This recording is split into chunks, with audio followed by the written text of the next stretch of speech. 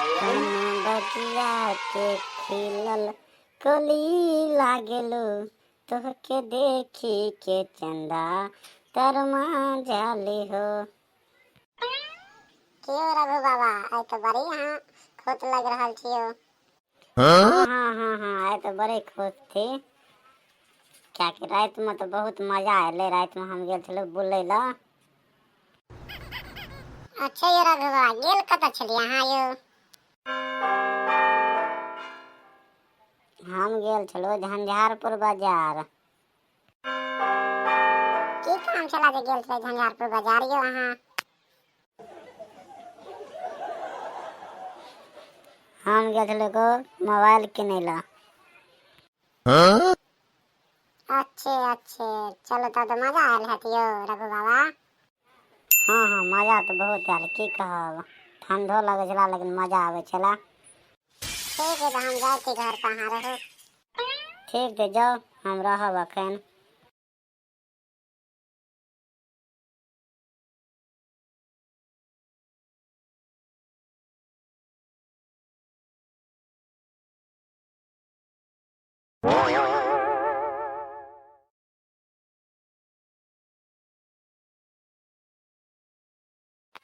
यो महेंद्र चाचा जी कतऽ जा रहल छै यो?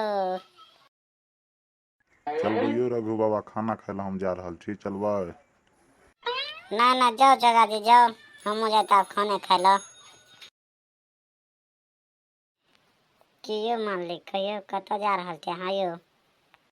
हम जाते संतोष जिला पढ़ाई करेला।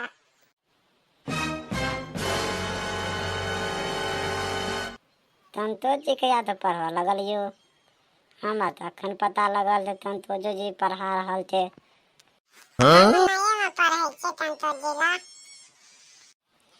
जाओ तो जाओ पढ़े ला जाओ, हम जा रहल छी घर पर।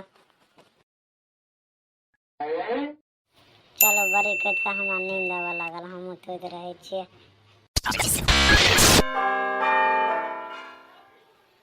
चलो भोर भऽ गेलै, आब जाते कनी काल पढ़े ला हम।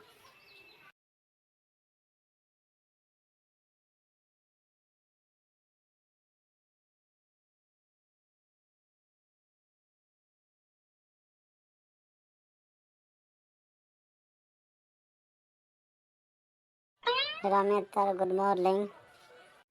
गुड मॉर्निंग रघु बाबा। अरे 4G